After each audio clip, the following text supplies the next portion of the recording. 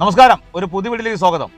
ശശി തരൂർ സാറിൻ്റെ ആൾക്കാരും വെള്ളടയുള്ള കോൺഗ്രസ്സുകാരോടും ഒരു അപേക്ഷ.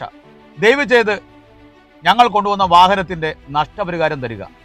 കാരണം പോലീസ് പറഞ്ഞ് ആ ജംഗ്ഷൻ വഴി സെൻട്രൽ വഴി കടന്നുപോയി ഒരു റൗണ്ട് കടന്നുപോയി അടുത്ത റോഡിലേക്ക് പ്രവേശിക്കാൻ ശ്രമിച്ച ഞങ്ങളുടെ വാഹനത്തിൻ്റെ ഇടത് സൈഡ് ഓവർടേക്ക് ചെയ്തു വന്ന് ശശി തരൂരിൻ്റെ ഫ്ലക്സ് വെച്ച കോൺഗ്രസിൻ്റെ കൊടികൾ വെച്ച ഒരു വണ്ടി സൈഡ് മൊത്തം ഇടിച്ചെടുത്തിട്ട് പോയി. എന്ത് ചെയ്യാൻ പറ്റും? അവിടെ ഇറങ്ങി സംസാരിച്ചു.